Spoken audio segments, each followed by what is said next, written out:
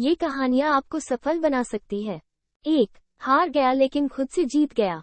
हरीश नाम का एक लड़का था, उसको दौड़ने का बहुत शौक था। वो कई मैराथन में हिस्सा ले चुका था, परंतु वो किसी भी रेस को पूरा नहीं करता था। एक दिन उसने ठान लिया कि चाहे कुछ भी हो जाए वो रेस पूरी जरूर करेगा। अब रेस शुरू हुई।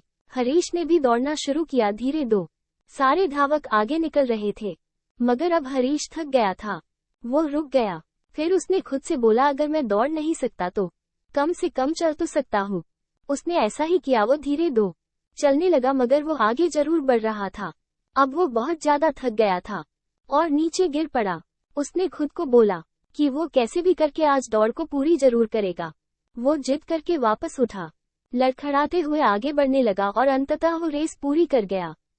माना कि वो रेस हार चुका था, लेकिन आज उसका विश्वास चरम पर था, क्योंकि आज से पहले रेस को कभी पूरा ही नहीं कर पाया था। वो जमीन पर पड़ा हुआ था, क्योंकि उसके पैरों की मांसपेशियों में बहुत खिंचाव हो चुका था। लेकिन आज वो बहुत खुश था, क्योंकि आज वो हार कर भी जीता था। दोस्तों, हम भी तो इस तरह की गलती करते हैं हमारी लाइफ में। कभी भी अगर कोई परेशानी होती है तो उस काम को नहीं करते और छोड़ देते हैं।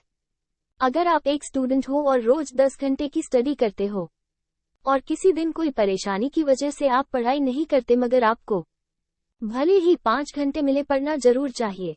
हरीश की कहानी से हमें यही सीखने को मिलता है कि अगर हम लगातार आगे बढ़ते रहे तो एक दिन हम हार कर भी जीत जाएंगे। छोटे छोटे कदम बढ़ाते जाओ और आगे बढ़ते जाओ, यही सफलता का नियम है। अगर आपको भी ये मोटिवेशनल स्टोरी अच्छी लगी हो तो कमेंट के माध्यम से हमें जरूर बताएं। अगर आप और भी मोटिवेशनल स्टोरी को पढ़ना चाहते हो तो आप बिल्कुल सही जगह हो। यहाँ पर आपको काफी सारी मोटिवेशनल स्टोरीज का संग्रह मिलेगा, जो आपको जीवन में आगे बढ़ने की प्रेरणा देगा। 2. परिस्थितियों को दोष देना। कुछ लोग हमेशा परिस्थितियों को ही दोष देते हैं। यह मोटिवेशनल स्टोरी ऐसी है जिसको सुनकर आपकी आंखें खुल सकती है। इस कहानी को जल्दी से जल्दी शुरू करते हैं। काफी समय पहले की बात है दोस्तों। एक आदमी रेगिस्तान में फंस गया था। वो मन ही मन अपने आप को बोल रहा था कि यह कितनी अच्छी और सुंदर जगह है। अगर यहाँ पर पानी होता तो यहाँ पर कितने अच्छे अच्छे पेड़ उग रहे होते और यहाँ पर कितने लोग घूमने आना चाहते होंगे। मतलब ब्लेम कर रहा था कि यह होता तो वो होता और वो होता तो शायद ऐसा होता। ऊपर वाला देख रहा था। अब उस इंसान ने सोचा, यहाँ पर पानी नहीं दिख रहा है।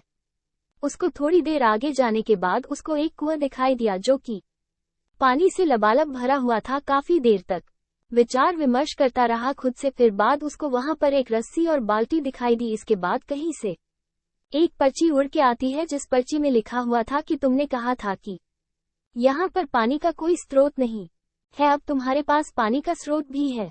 अगर तुम चाहते हो तो यहाँ पर पौधे लगा सकते हो। वो चला गया। दोस्तों, तो ये कहानी हमें क्या सिखाती है?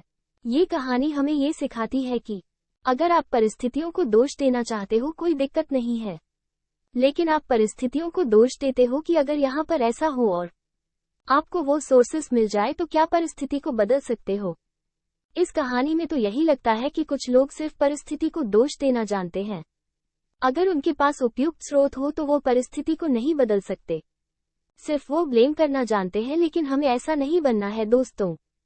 इस कहानी से यह शिक्षा मिलती है कि अगर आप चाहते हो कि परिस्थितियां बदले और आपको अगर उसके लिए उपयुक्त साधन मिल जाए तो आप अपना 1% योगदान तो दे ही सकते हैं। और मुझे पूरा भरोसा है कि अगर आपके साथ ऐसी कोई घटना घटित होती है, आप अपना योगदान जरूर देंगे।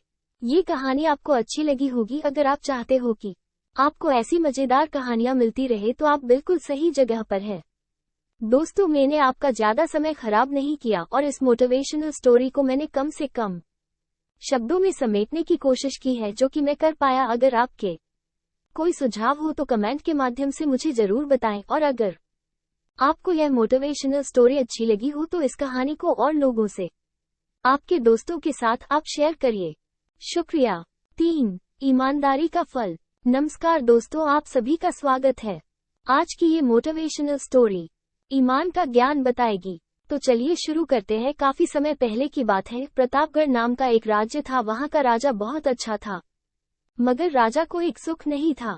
वो ये कि उसकी कोई भी संतान नहीं थी और वो चाहता था कि अब वो राज्य के अंदर किसी योग्य बच्चे को गोद ले। ताकि वो उसका उत्तराधिकारी बन सके और आगे की बागडोर को सुचारू रूप से चला सके। और इसी को देखते हुए राजा ने राज्य में घोषणा करवा दी कि सभी बच्चे राजमहल में एकत्रित हो जाए। ऐसा ही हुआ। राजा ने सभी बच्चों को पौधे लगाने के लिए भिन्न भिन्न प्रकार के बीज दिए और कहा कि अब हम 6 महीने बाद मिलेंगे और देखेंगे कि किसका पौधा सबसे अच्छा होगा। महीना बीत जाने के बाद भी एक बच्चा ऐसा था जिसके गमले में वो बीज अभी तक नहीं फूटा था, लेकिन वो रोज उसकी देखभाल करता था और रोज पौधे को पानी देता था। देखते ही देखते 3 महीने बीत गए। बच्चा परेशान हो गया। तभी उसकी माँ ने कहा कि बेटा धैर्य रखो, कुछ बीजों को फलने में ज्यादा वक्त लगता है। और वो पौधे को सींचता रहा। 6 महीने हो गए। राजा के पास जाने का समय आ चुका था, लेकिन वो डर हुआ था कि सभी बच्चों के गमलों में तो पौधे होंगे और उसका गमला खाली होगा। लेकिन वो बच्चा ईमानदार था और सारे बच्चे राजमहल में आ चुके थे। कुछ बच्चे जोश से भरे हुए थे क्योंकि उनके अंदर राज्य का उत्तराधिकारी बनने की प्रबल लालसा थी। अब राजा ने आदेश दिया, सभी बच्चे अपने अपने गमले दिखाने लगे। मगर एक बच्चा सहमा हुआ था क्योंकि उसका गमला खाली था। तभी राजा की नजर उस गमले पर गई।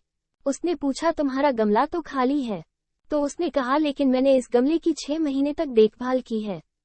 राजा उसकी ईमानदारी से खुश था कि उसका गमला खाली है, फिर भी वो हिम्मत करके यहाँ आ तो गया। सभी बच्चों के गमले देखने के बाद राजा ने उस बच्चे को सभी के सामने बुलाया। बच्चा सहम गया और राजा ने वो गमला सभी को दिखाया। सभी बच्चे जोर से हंसने लगे। राजा ने कहा, शांत हो जाइए, इतने खुश मत होइए। आप सभी के पास जो पौधे हैं वो सब बंजर है। आप चाहे कितनी भी मेहनत कर ले, उनसे कुछ नहीं निकलेगा। लेकिन असली बीज यही था। राजा उसकी ईमानदारी से बेहद खुश हुआ और उस बच्चे को राज्य का उत्तराधिकारी बना दिया गया। लेकिन हमें इस कहानी से क्या सीखने को मिला? मेरे हिसाब से अपने अंदर ईमानदारी का होना बहुत जरूरी है। अगर हम खुद के साथ ईमानदार हैं तो जीवन के किसी न किसी पड़ाव में सफल हो ही जाएंगे, क्योंकि हमारी औकात हमें ही पता होती है। हम खुद को पागल बनाकर खुद का ही नुकसान करते हैं।